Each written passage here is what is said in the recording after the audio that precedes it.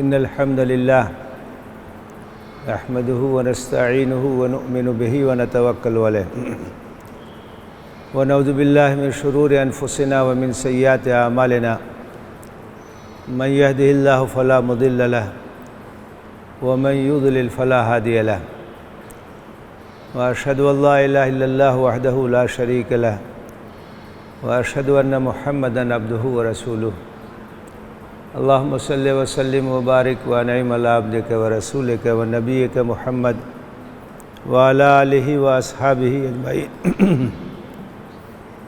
يا أيها الذين آمنوا اتقوا الله حق تقاته ولا تموتن إلا وأنتم مسلمون يا أيها الناس اتقوا ربكم الذي خلقكم من نفس واحدة وخلق منها زوجها وبث منهما رجالا كثيرا ونساء واتقوا الله الذي تساءلون به والأرحام إن الله كان عليكم رقيبا يا أيها الذين آمنوا اتقوا الله وقولوا قولا سديدا يصلح لكم أعمالكم ويغفر لكم ذنوبكم ومن يطع الله ورسوله فقد فاز فوزا عظيما أما بعد فإن أصدق الحديث كتاب الله وخير الهدي هدي محمد صلى الله عليه وسلم وشر الأمور محدثاتها وكل محدثة بدعة وكل بدعة ضلالة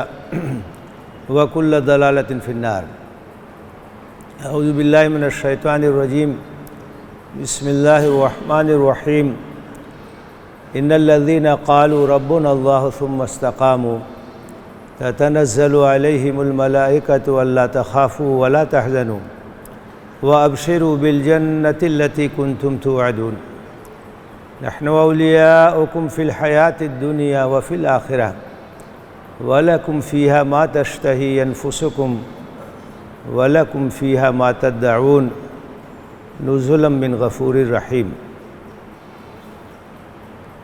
محترم حاضرین، رمضان کا مبارک مہینہ ختم ہوا، ماہ شوال کا آغاز ہو گیا،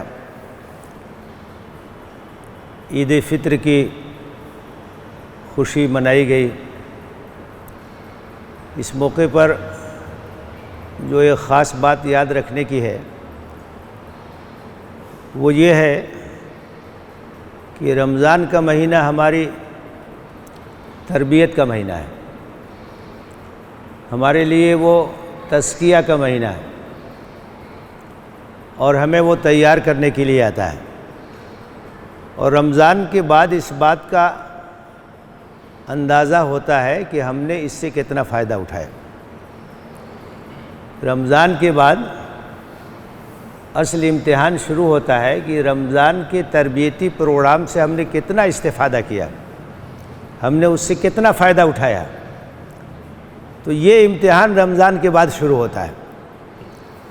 آپ دیکھیے رمضان کے اندر عبادتوں کی طرف رغبت بڑھ جاتی ہے۔ رمضان کی اپنی جگہ ایک فضیلت ہے، اس کا اپنا ایک مقام ہے، وہ نیکیوں کا موسم بہار ہے۔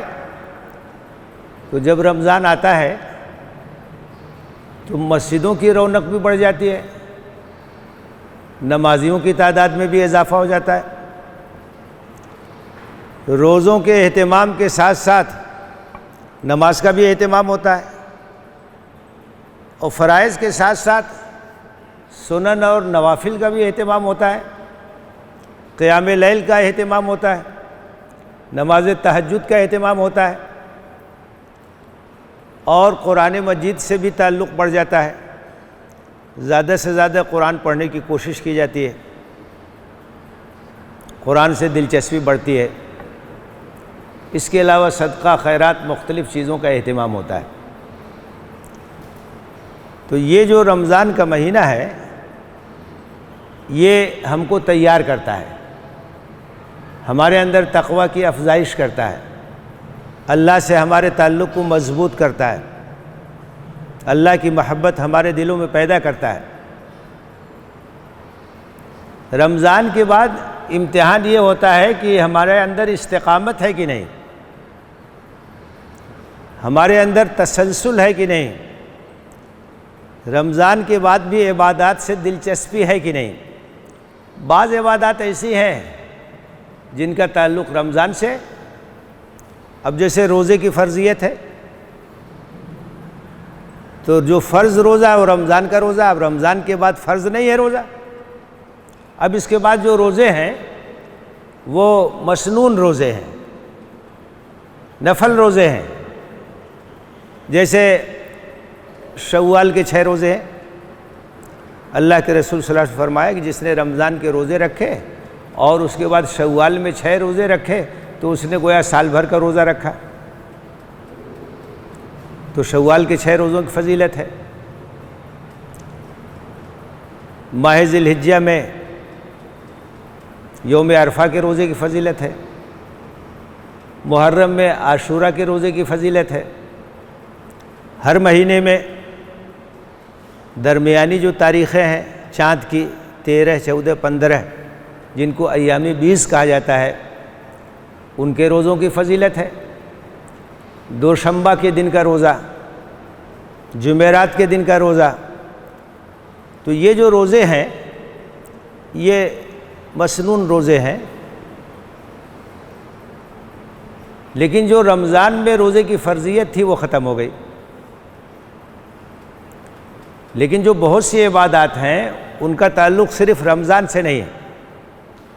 جیسے نماز کا معاملہ ہے تو ایسا تو نہیں ہے نا کہ رمضان ہی میں صرف نماز فرض ہے اور رمضان ختم ہو گیا تو نماز کی فرضیت ختم ہو گئی۔ نماز تو زندگی بھر فرض ہے، جب تک زندہ ہے اس وقت تک نماز پڑھنی ہے۔ تو نماز کی پابندی کا تسلسل باقی رہنا چاہیے، مسجدوں کی آبادی کا سلسلہ قائم رہنا چاہیے۔ ایسا نہ ہو کہ رمضان کے جاتے ہی ہم نمازوں سے غافل ہو جائیں اور مسجدیں ویران ہو جائیں اور نمازیوں کی تعداد کم ہو جائے۔ اگر ہم ایسا کرتے ہیں تو اس کا مطلب یہ ہے کہ ہم نے رمضان کو ٹھیک سے استعمال نہیں کیا اور اس کے تربیتی پروگرام سے صحیح فائدہ نہیں اٹھایا۔ رمضان تو ہم کو پابند بناتا ہے، مطیع بناتا ہے، فرما بردار بناتا ہے، اللہ سے ہمارے تعلق کو مضبوط کرتا ہے۔ تو نماز فرض ہے، زندگی بھر نماز پڑھنی ہے۔ نماز تو ایک ایسا فریضہ ہے جو کسی حال میں ساقط نہیں ہوتا ہے۔ آپ بیمار ہیں تو بھی نماز پڑھنی ہے، کھڑے نہیں ہو سکتے بیٹھ کے نماز پڑھ لیجئے، بیٹھ نہیں سکتے ہیں تو لیٹ کے اشارے سے پڑھ لیجئے۔ نماز کی فرضیت تو غیر معمولی ہے۔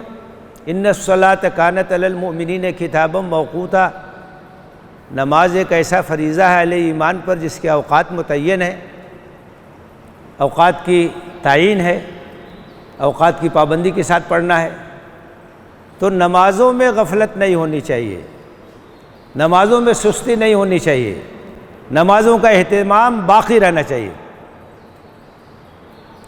اسی طرح سے قرآن سے جو ہمارا تعلق ہے وہ ہمیشہ قائم رہنا چاہیے، کیونکہ قرآن ہماری روحانی غذا ہے اور وہ اللہ کا کلام ہے اور اللہ سے ہمارے تعلق کو مضبوط کرنے کا بہترین ذریعہ ہے، تو عمر بھر اس کی ضرورت ہے۔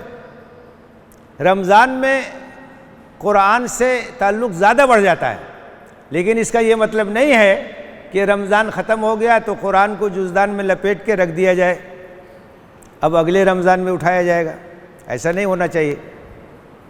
قرآن سے تعلق قائم رہنا چاہیے، نیکیوں میں رغبت باقی رہنی چاہیے، صدقات اور خیرات کا اہتمام جاری رہنا چاہیے۔ تو یہ وہ چیز ہے جس کو کہا جاتا ہے استقامت۔ اللہ سے دعا مانگنی چاہیے کہ اللہ تعالی ہم کو اعمال صالحہ پر استقامت کی توفیق دے۔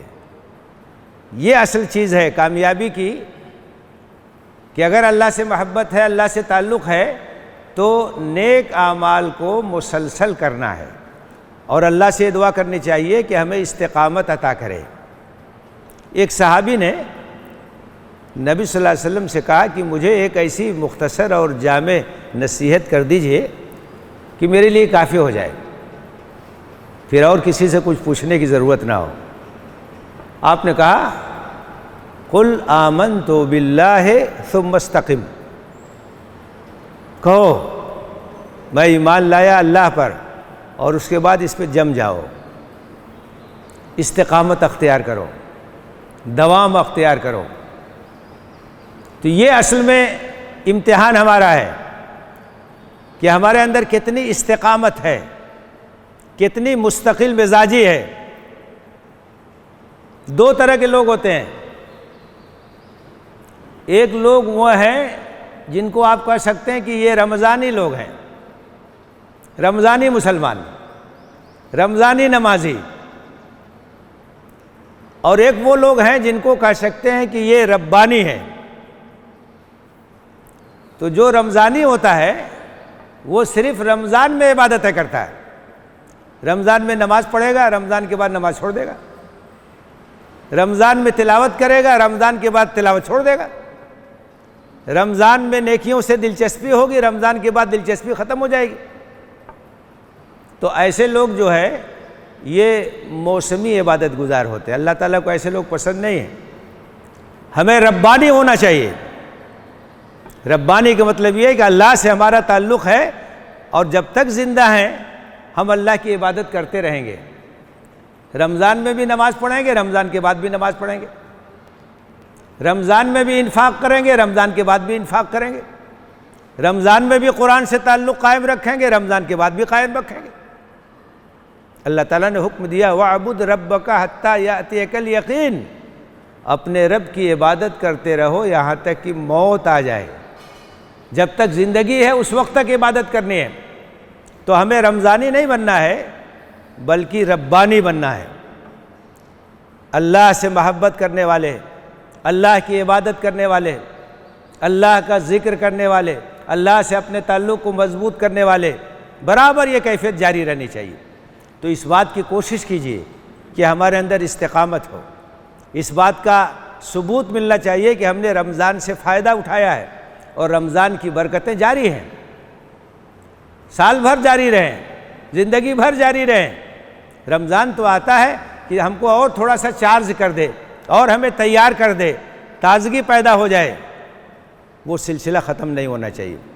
اللہ تعالیٰ نے فرمایا ان الذین قالوا ربنا اللہ ثم استقاموا، جن لوگوں نے یہ کہا کہ ہمارا رب اللہ ہے اور اس کے بعد اس پر جم گئے، استقامت اختیار کی۔ جب کوئی یہ کہتا ہے کہ میرا رب اللہ ہے، اللہ کی ربوبیت کا اعتراف کرتا ہے، اس کا اعلان کرتا ہے، تو اس کا مطالبہ اور اس کا مطلب کیا ہوتا ہے کہ جب آپ نے اللہ کو اپنا رب مان لیا تو اس کا مطلب یہ ہے کہ اللہ ہی ہمارا معبود ہے، اللہ ہی ہمارا حاکم ہے، اللہ ہی ہمارا مالک ہے، اللہ ہی ہمیں قانون دینے والا ہے، ہم اسی کی عبادت کریں گے، اسی کی اطاعت کریں گے، اسی کی فرمانبرداری کریں گے۔ ربوبیت کو ماننے کا مطلب یہ ہوا کہ ہم نے اپنی زندگی اللہ کے حوالے کر دی اور اللہ کے سامنے اپنے سر کو جھکانے کا اعلان کر دیا۔ تو یہ جو اعلان ہے، اس اعلان کا تعلق پوری زندگی سے۔ اب استقامت کے ذریعے سے اس کا ثبوت دینا ہوگا کہ اس اعلان میں ہم سچے ہیں۔ ان الذین قالوا ربنا اللہ ثم استقاموا، جن لوگوں نے کہا کہ ہمارا رب اللہ ہے اور اس کے بعد اس پر جم گئے، یعنی اس اعلان کے تقاضوں پر جم گئے اور زندگی بھر اس پر قائم رہے، استقامت کے ساتھ اپنی سچائی کا ثبوت دیا کہ ایمان کے دعوے میں سچے ہیں، ایمان کے دعوے میں کھڑے ہیں، تو اس کا نتیجہ کیا ہوتا ہے؟ جب کوئی استقامت اختیار کرتا ہے اور جب کوئی ایمان کے تقاضوں کی تکمیل کرتا ہے تسلسل کے ساتھ، تتنزل علیہم الملائکہ، فرشتے ایسے لوگوں پر نازل ہوتے ہیں۔ تتنزلوں کا مطلب ہے مسلسل نازل ہوتے ہیں، ایک بار دو بار نہیں بلکہ برابر فرشتے ان کے پاس آتے ہیں اور ان سے کہتے ہیں اللہ تخافوا ولا تحزنوا، نہ تمہارے لیے کوئی خوف ہے نہ تمہارے لیے کوئی غم ہے۔ خوف کا تعلق مستقبل سے ہے، غم کا تعلق ماضی سے ہے۔ جو وقت چلا گیا اس تعلق سے بھی کوئی اندیشہ نہیں ہے، جو آنے والا ہے اس تعلق سے بھی کوئی ڈر نہیں۔ یہ بشارت دیتے ہیں فرشتے، اللہ تخافوا ولا تحزنوا، نہ تمہارے لیے خوف ہے نہ تمہارے لیے غم ہے، وابشروا بالجنہ، اور تمہارے لیے جنت کی بشارت ہے، تمہارے لیے جنت کی خوشخبری ہے، التی کنتم توعدون، وہ جنت جس کا تم سے وعدہ کیا جاتا رہا۔ اور فرشتے دلاسا دیتے ہیں، تسلی دیتے ہیں، اور کہتے ہیں نحن اولیاؤکم فی الحیات الدنیا وفی الآخرہ، ہم تمہارے ساتھی ہیں دنیا کی زندگی میں بھی اور اس کے بعد والی بھی زندگی میں۔ فرشتے کہتے ہیں کہ ہم تمہارے ساتھ ہیں، دنیا کے لوگ تمہارے ساتھ ہو نہ ہو کوئی بات نہیں، کوئی پرواہ نہیں، ہم تمہارے ساتھ ہیں، ہم تمہارے ولی ہیں، ہم تمہارے دوست ہیں، ہم تمہارے ہمدرد ہیں، ہم تمہارے ساتھ ہیں، فی الحیات الدنیا وفی الآخرہ، دنیا کی زندگی میں بھی اور آخرت کی بھی زندگی میں، یہاں سے لے کے وہاں تک ساتھ رہیں گے۔ جنت میں استقبال کریں گے فرشتے، سلامتی کی دعائیں دیں گے، خیر مقدم کریں گے۔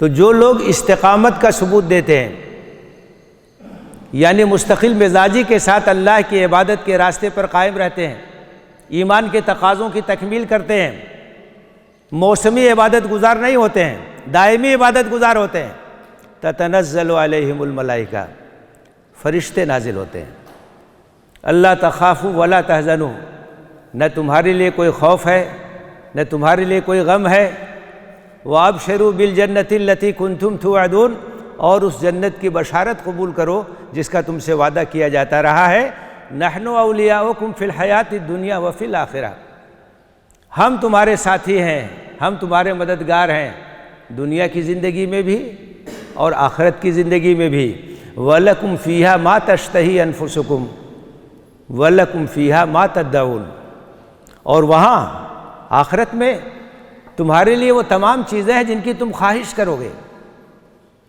اور تمہارے لیے وہ تمام چیزیں ہیں جن کا تم تقاضا کرو گے، مطالبہ کرو گے۔ اس دنیا میں اگر آپ اپنی خواہشات پہ قابو رکھیں تو آخرت میں آپ کی خواہشات کی تکمیل ہوگی۔ وَلَكُمْ فِيهَا مَا تَشْتَهِي أَنفُسُكُمْ، جو چاہیں گے وہ چیز وہاں ملے گی، جس چیز کا تقاضا کریں گے وہ چیز وہاں حاضر ہوگی۔ اور یہ کس کی جانب سے ہوگا؟ یہ سامان ضیافت ہوگا اللہ کی جانب سے، جو معاف کرنے والا ہے، رحم کرنے والا ہے، نزلا من غفور الرحیم، یہ سامان ضیافت ہے جو جنت میں اللہ تعالیٰ نے تیار کر رکھا ہے۔ اللہ نے اپنے نیک بندوں کے لیے جنت میں ایسی نعمتیں تیار کر رکھی ہیں جن کو نہ آنکھوں نے دیکھا ہوگا، نہ کانوں نے سنا ہوگا، نہ زبانوں نے اس کا مزہ چکھا ہوگا۔ جو آپ چاہیں گے، قطوفها دانیہ، جنت کی نعمتوں کا نقشہ قرآن میں کھینچا گیا ہے، وہاں نہریں ہوگی، کوئی نہر ہے جو دودھ کی نہر ہے، کوئی نہر ہے جو شہد کی نہر ہے، صاف شفاف پانی کی نہر، جو چاہیں گے آپ کو ملے گی، جو پھل چاہیں گے وہ آپ کو ملے گا، جو کھانے کی آرزو ہوگی وہ پوری ہوگی، جو پینا چاہیں گے وہ ملے گا، خواہشات کی تکمیل وہاں ہوگی اگر یہاں خواہشات پہ قابو رکھیں گے۔ یہ تو ایک مختصر سی زندگی ہے، یہاں اپنی خواہشات پہ قابو رکھیے تو جو دائمی زندگی ہے وہاں خواہشات کی تکمیل کا سامان ہوگا، ہر چیز وہاں موجود ہوگی، اللہ کی طرف سے سامان ضیافت ہوگا۔ اور حدیث میں اس بات کا بھی ذکر ہے کہ اہل جنت جب جنت میں چلے جائیں گے اور جنت کی نعمتوں سے شادکام ہوں گے تو اللہ تعالیٰ پوچھے گا کہ تمہیں کچھ اور چاہیے؟ تو جنتی کہیں گے کہ اللہ تو نے اتنی مہربانی کی، ہمارے گناہوں کو بخش دیا، ہم سے تو راضی ہو گیا، اپنی رحمت کے سائے میں تو نے ہمیں جگہ دی، جہنم سے ہم کو بچا لیا اور جنت میں ہمیں داخل کر دیا، یہاں ہر طرح کی نعمتیں، اب ہمیں کیا چاہیے؟ تو اس وقت اللہ تعالیٰ حجاب کو ہٹا دے گا اور اہل جنت اپنے رب کا دیدار کریں گے۔ غیب میں رہتے ہوئے جس پر ایمان رکھا، بن دیکھے جس کو مانا، غیب میں رہتے ہوئے سجدہ کرتے رہے، قربانی دیتے رہے، وہ وقت آئے گا جب اپنی آنکھوں سے اپنے رب کو دیکھیں گے۔ آپ اندازہ کیجئے، جیسے ہم لوگ خانہ کعبہ کی طرف رخ کر کے نماز پڑھتے ہیں، نہیں دیکھا ہے اسے، ہمارا قبلہ ہے، لیکن جب پہلی بار خانہ کعبہ کا دیدار ہوتا ہے تو جو کیفیت ہوتی ہے اس کو کوئی بیان نہیں کر سکتا ہے۔ وہ کعبہ جسے دیکھ لینا عبادت، مسلسل ہے پیش نظر اللہ اللہ، تو یہ تو خانہ کعبہ کی بات ہے، اور جب رب کعبہ کو دیکھیں گے تو اس کیفیت کو کون بیان کر سکتا ہے؟ تو اہل جنت کو دیدار الہی کی نعمت نصیب ہوگی، اور اس نعمت کے آگے تمام نعمتیں ہیچ ہو جائیں گی۔ سب سے بڑی نعمت، سب سے بڑا انعام اللہ کا دیدار۔ اللہ کے رسول نے کہا 14ویں رات تھی، ماہ کامل نکلا ہوا تھا، آسمان صاف تھا، صحابہ آپ کے ساتھ بیٹھے ہوئے تھے۔ آپ نے کہا کہ جس طرح سے اس چاند کو دیکھ رہے ہو، اسی طرح سے تم اپنے رب کا دیدار کرو گے، دیدار الہی کی دولت سے تم ہمکنار ہو گئے۔ نمازوں کے ذریعے سے دیدار کا استحقاق پیدا کرو، تو وہ جنت جہاں تمام چیزیں ہیں، جہاں اللہ کا دیدار نصیب ہوگا، اس کے لیے شرط کیا ہے؟ استقامت۔ اللہ کے ساتھ جو عہد کیا ہے، جو بندگی کا عہد ہے، اس کو برابر نبھائیے۔ اپنی بندگی کو صرف رمضان تک محدود مت رکھیے۔ رمضان میں تو ایک سبق ملا ہے، رمضان کے بعد ثابت کیجئے کہ آپ نے رمضان سے فائدہ اٹھایا، آپ نے رمضان سے استفادہ کیا ہے، رمضان کے ذریعے سے آپ کے دلوں میں تقویٰ پیدا ہوا، اللہ کا ڈر پیدا ہوا، اللہ کے سامنے جواب دہی کا احساس پیدا ہوا، قرآن سے شغف پیدا ہوا، اور اپنے مشن کو آپ نے یاد کیا ہے کہ اس دنیا میں ہمارا کام، ہمارا مشن، ہمارا مقصد، ہمارا نصب العین یہ ہے کہ ایک طرف خود ہم قرآن کو اپنی زندگی کا حصہ بنائیں اور قرآن کے پیغام کو عام کریں، اللہ کے دین کو غالب کرنے کے لیے کوشش کریں، جدوجہد کریں، اللہ کے کلمے کی سربلندی کے لیے کوشش کریں۔ یہ سبق ہے قرآن کا، یہ سبق ہے رمضان کا، تو استقامت کا ثبوت دینا ہے، مداومت کا ثبوت دینا ہے، جو کچھ سیکھا ہے اس کے اثرات کو باقی رکھنا ہے۔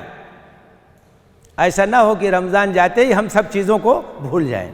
اس لیے یہ دعا کرنی چاہیے اللہ تعالیٰ سے، اللہم ارزقنا الاستقامت علی الاعمال الصالحۃ بعد رمضان۔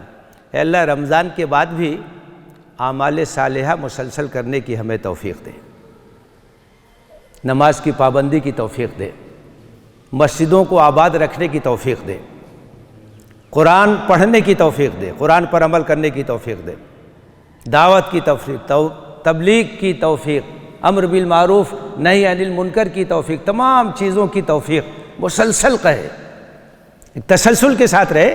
یہ اللہ تعالیٰ سے دعا کرنا چاہیے، یہ ہماری کامیابی کا راز ہے۔ اللہ سے دعا ہے کہ ہمیں استقامت اور دوام کی توفیق دے، اور جب تک زندگی ہے اللہ کی بندگی میں گزرے، اللہ تعالیٰ ہمیں اس کی توفیق دے، آمین۔ وآخر دعوانا ان الحمد للہ رب العالمین۔ اقول قولی ھذا واستغفر اللہ لی ولکم اجمعین فاستغفروہ انہ هو الغفور الرحیم۔